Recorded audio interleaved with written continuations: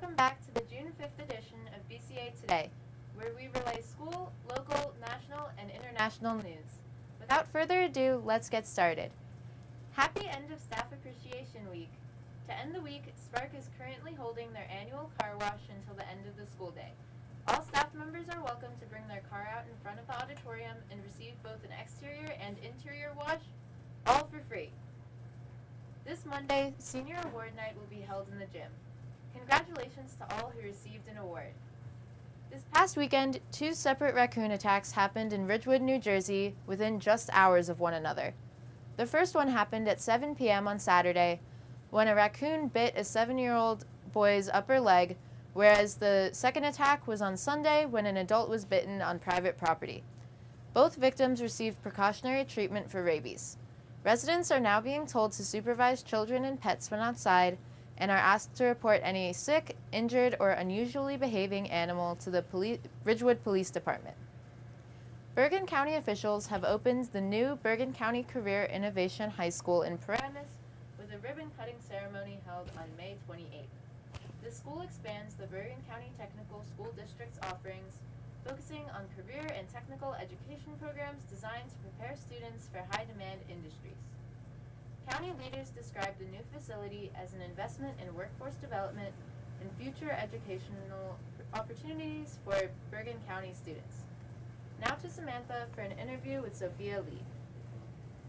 This past May, the Living Oceans Foundation revealed the winners of the 2026 Science Without Borders Challenge, an international student art contest. The Science Without Borders Challenge is open to students ages 11 to 19 and has a theme of microscopic marine life, which aims at highlighting the role of microorganisms in maintaining not only sustainable marine ecosystem, but life on Earth as well. In first place in the 15 to 19 age group was BCA's very own Sophia Lee with her mixed media piece titled Ocean's Hidden Jewel Box. Sophia is here today to talk with us about the competition and her artwork. Hi Sophia, thank you so much for joining us and congratulations on winning the competition. First of all, how did you hear about this competition and what interested you about it? Yeah. Hi, so I initially heard about this competition from kind of Academy Chronicle because I saw that last year a senior participated and he got 3rd place, and during my freshman year, one of our classmates also participated in the competition, and just with like the resources provided by our visual teachers, I was able to kind of find out about this and take part of the challenge this year. And can you take us through the creative thought process that you went through when creating Ocean's Hidden Jewel Box? Yeah, so initially when I was creating the sketch, I had a hard time with coming up how to organize or compose the organisms in a rectangular format, but I was looking through old chemistry worksheets as well as cleaning out my folder, and I got the inspiration to kind of create my own wooden panel of an oxygen molecule to highlight those organisms. And what was the timeline like of making this piece? I began the process during the last week of December and beginning of January, and then I developed the sketch for about 2 to 3 weeks, and then I began actually painting on the panels and finished around 2 days before the deadline. What message were you trying to convey with this piece, and how did you communicate that with viewers?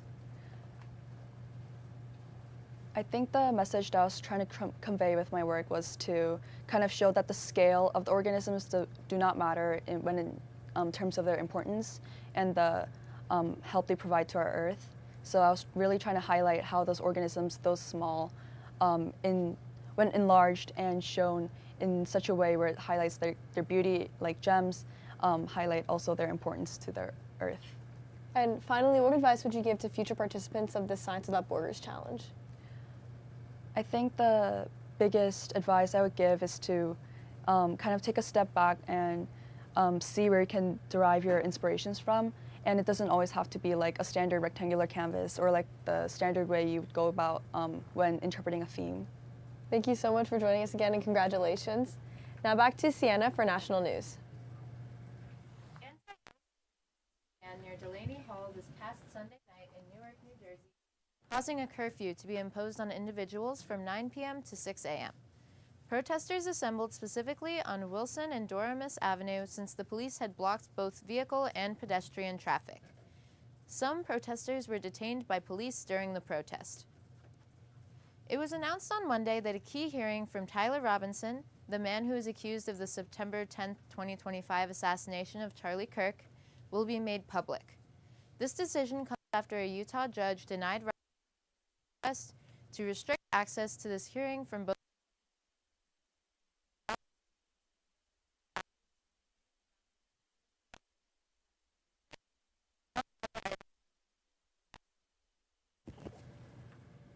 now. There are less than 3 weeks left in the school year, which means a few teachers here at BCA are nearing the end of their teaching careers. After years of dedication towards the BCA community, these teachers have brought guidance, wisdom, and support to all who they have educated. Today we have Mr. Liva joining us before his well-deserved retirement to discuss his journey at BCA, the memories he's made here, and his plans for the future. Hi, Mr. Liva, thank you so much for joining us. Thank you for inviting me. First of all, what inspired you to become a teacher, and when did your journey here at BCA start? I had been a part-time adjunct at Stevens, and I was looking to change careers. There was a teacher who was working part-time at the place I was working at, and she actually suggested that there was this innovative school in Hackensack that was hiring people from industry. And that was, I guess, 99.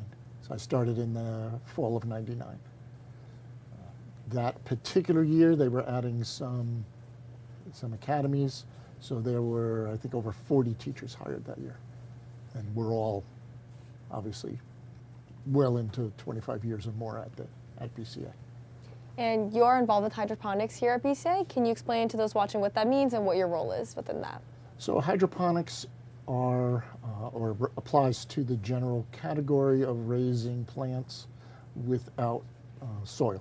So these tend to be smaller systems in the sense that the amount of food you raise per footprint of area is much higher, but it requires a lot of support from an engineering standpoint. So my role in that has been to have some of the engineering students work with the agri-science people to set up systems and to develop methods of running the hydroponic systems. I also was involved in writing some grants to get some of the grow systems that are in the environmental center today. And how have you seen BCA change throughout your time here? Sure. I guess initially when I started, there were still vocational technical students here, but over the years, they added different academies, a lot more academic focus. The student body has grown. So I think we are one of the top schools in the nation for technical schools. So. And what's one memory that you've made while teaching here that will stick with you forever? Well, there are many. Let's go for a funny one. So I had a class where the students were not working up to their full potential.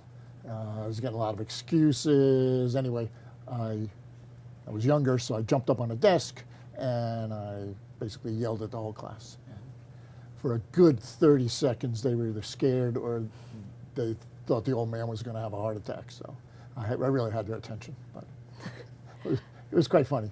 I was fortunate that the principal didn't walk by and see that. If you had to sum up your time here as a teacher at BCA, what would you say? Oh, I would say it's been very rewarding. I think the student body, they're very motivated, and my colleagues here are also very motivated.